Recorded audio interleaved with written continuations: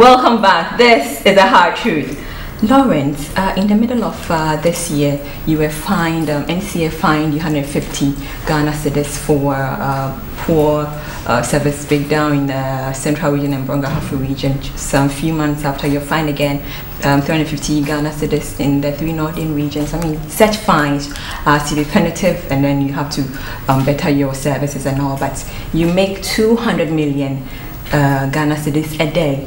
And then paying such fines is like peanuts to you, so it doesn't really get to you. Now let's look at an average man, an average businessman who loses a business because you couldn't make a call. Let's look at someone, maybe someone who lost a relative because when they moved to reach an ambulance, your service was bad and wasn't able to reach an ambulance. Looking at all these things, it doesn't really get to you, but the customer suffers for it. So better quality services. What are you doing to ensure quality? I'm not too sure where you got your 200 million revenue a day. That's true. I'm not too sure where you got this, but I'm not too sure. I wouldn't discuss that. Right. 200 million they make a day. That's very true. No, I'm not too sure where you got those figures from, but I think that we need to establish a fact as MTN that we value every relationship with our customers. Our objective has always been providing the best telecom services, mobile telecom services, both voice and data to our clients. And we've always, if you look at the substantial investments we've made into the network, clearly established another fact that we're here to provide quality service to our clients.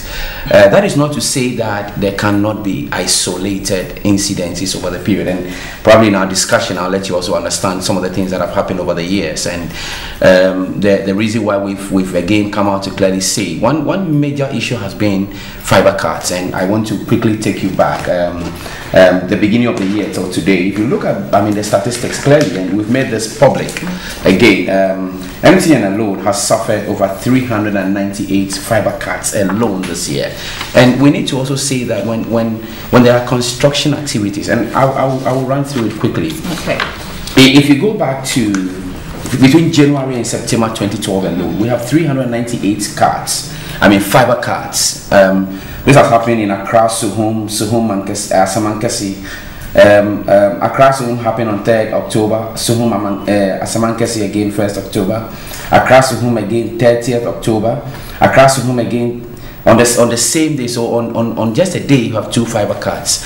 These are fibers that are connecting various communities and various parts of the country. And when there are construction activities, and they've actually come mainly from construction activities along the Accra Suhum roads, and these things will happen and affect our customers. I think the point really has been how fast we've been to resolve these issues, and that we must commend all our staff for being able to resolve these issues quickly. But when construction activities happen and the fiber cards happen, there's little we can do.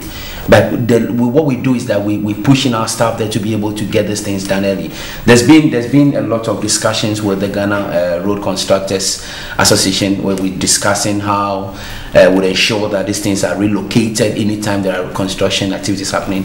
We can go back to Cape Coast again, the area between Cape Coast and Takoradi, and it happens almost every time, every week, every fortnight. So these things they happen every day. Yeah. I think the basic issue is that we've had incidences over the period. We've had discussion. I'm not too sure. Again, we've had cause to say that different parameters are being used by us and by the NC, and we are not ready to go into that in this discussion. I think the focus has been that we are there, we provide affordable and consistent quality service to our clients. Where fiber cuts happen, like it has happened from January to September, there's sometimes little you can do. I think what we need to do as a country is to be able to have a better plan in road construction where these things are there, because when they are cut, what can you do about it? It would affect the businessman, it would affect the market. So you don't suffer much. See, as I said earlier, you just pay 100. We don't just pay. No, I don't think we just pay. I don't think we just pay. Take anything from someone who loses huge. Big deal. I share different opinion. I wouldn't be happy. I don't think MTN is happy to see a customer who is not able to make a call. Okay, we can't quantify that loss. All right, we're not looking at how much we earn in terms of how much we pay as a fine. And which company is ready to pay a fine? No company would want to do that. You would want to provide the best to your customers, and that's what MTN stands for. All right, but I'm saying that It is no fault of MTN. A contractor is doing a work on the road. He cuts a fiber. Is it the fault of MTN? I think we need to also be fair. Whilst we value the relationship with our customers, let's be fair to the service providers as well. No, all right. When it happens, okay, we have to detect where it actually has happened, and it's a lot of work. This fiber is buried in the ground, and you have to treat. It's a lot of, and don't forget how much cost it comes to us again, not in terms of the fine, but in terms of detecting the fiber and repairing the fiber to restore services to our clients. Let's look at this common, should I say, issue. I mean, this is a daily thing.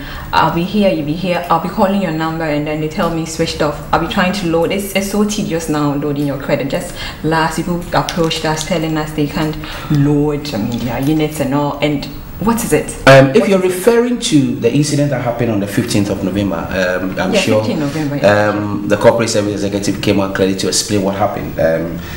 In accordance with our strict policies and on safety, I mean, what we actually do is that we have an emergency stop button in our automatic controlled circuitry. Okay, so what this function is supposed to do is it's supposed to shut off power automatically when it detects fire outbreak or when there's a life-threatening condition.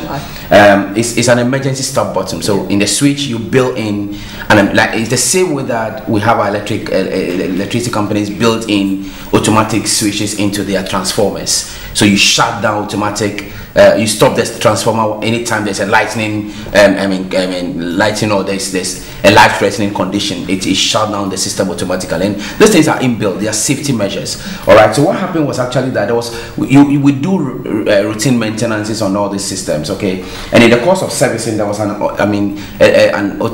unintended life-threatening issue that activated automatic stop button that shut off the system. All right, and if you look at what we did, I mean, clearly a cross section of our customers were affected. We're not able to access mobile services. You won't be able to recharge your, of course. I mean, of course. All right, I mean, let's look at what we did. I mean, the incident that happened on the 15th of November at 1 p.m. All right, and it affected most of our